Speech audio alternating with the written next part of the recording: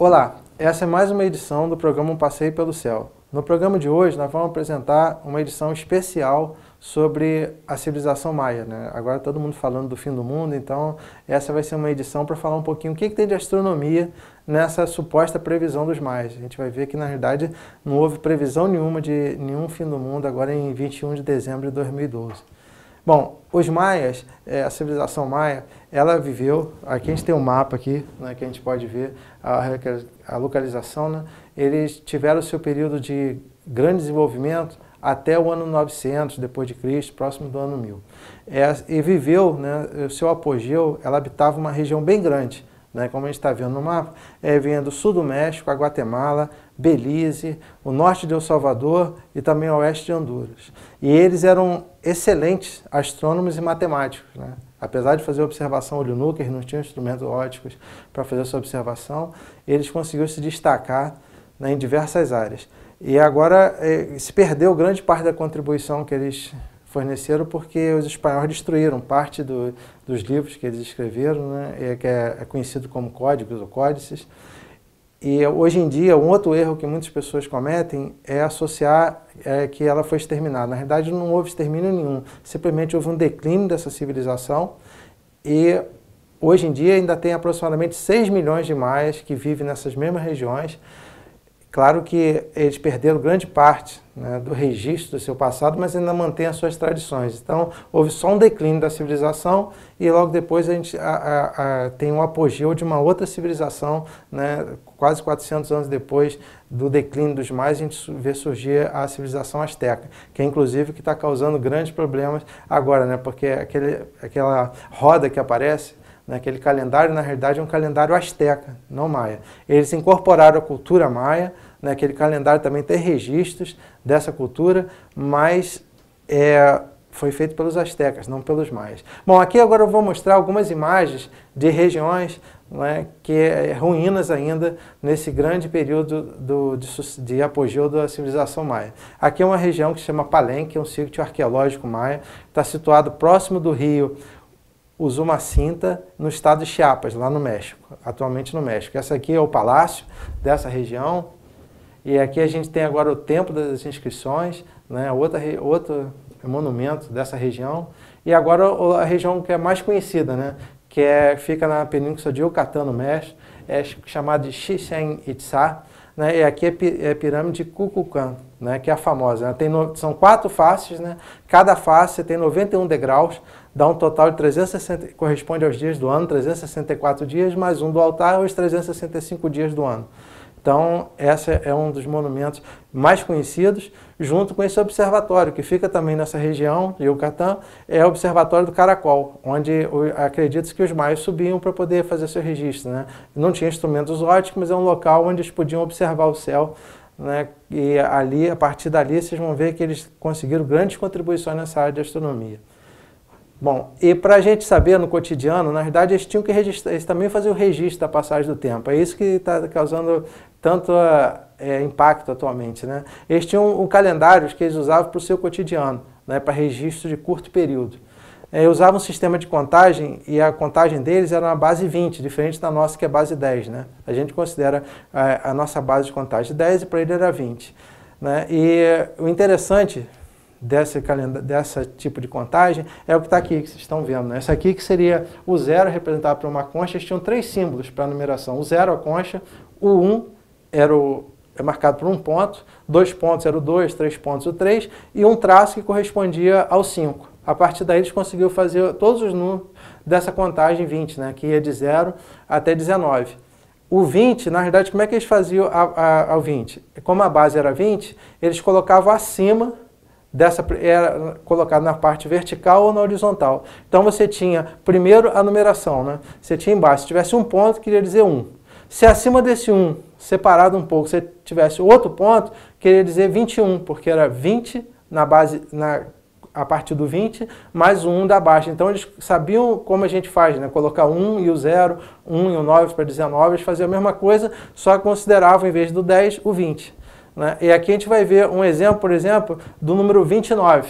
Né? A gente pode olhar aqui, e embaixo a gente vê um traço e 4 pontos em cima, e acima dele um ponto. Então o ponto de cima representa 20, e abaixo 9, então dá 29.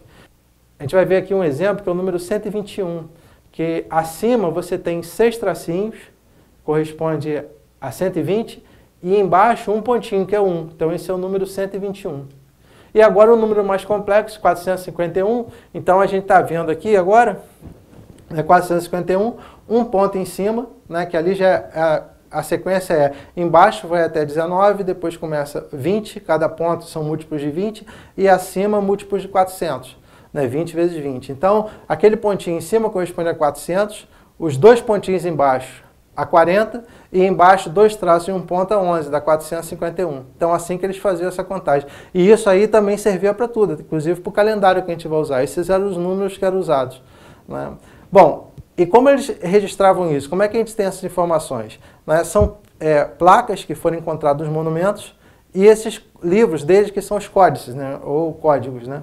Tem poucos hoje em dia, são muito poucos. O mais famoso é o Códice de Dresden, que está guardado. Esse é o local onde ele está, por isso que recebeu esse nome.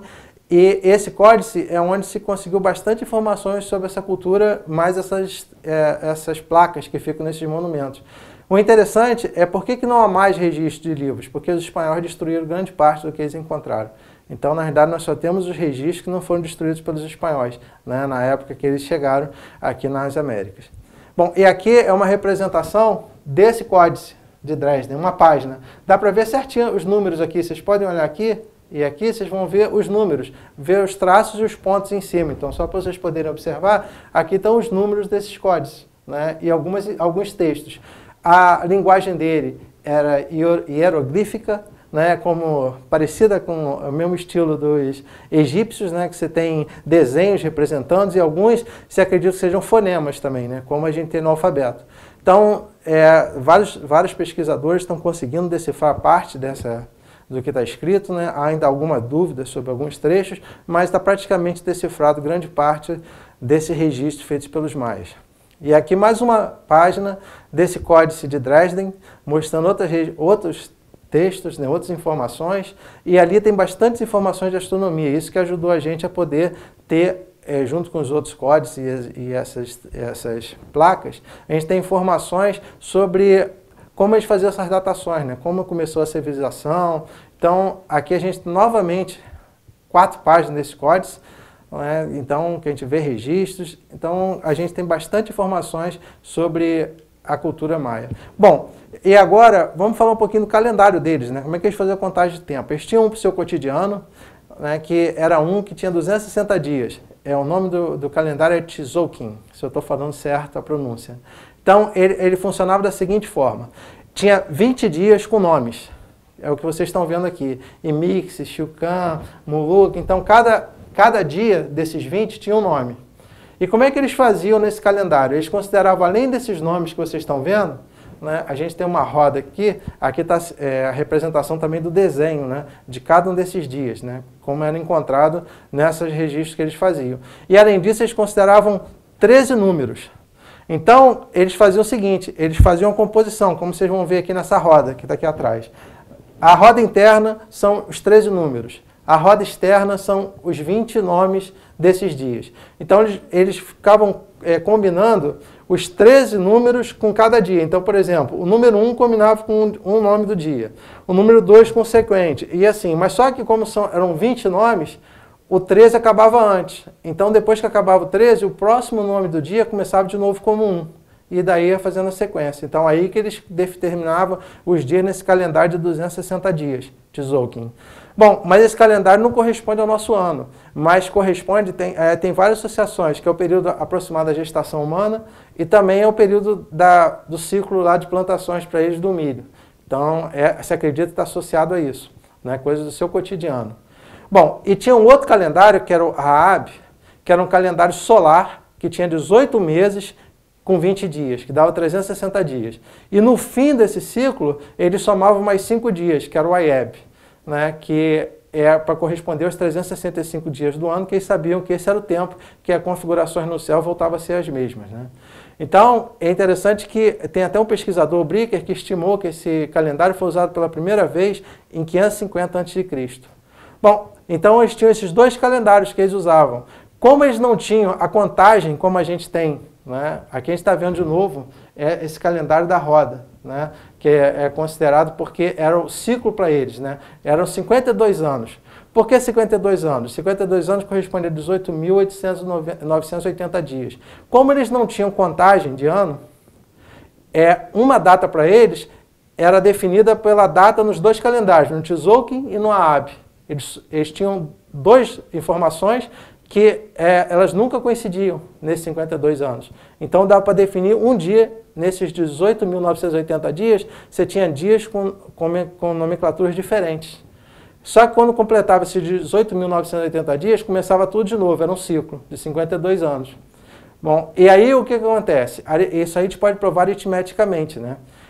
Porque o único múltiplo de 280 e 365, o primeiro, é justamente 18.980 dias, corresponde a 73 anos desse calendário Tzolk'in de 26 dias, que corresponde a 52 dias desse calendário Aab.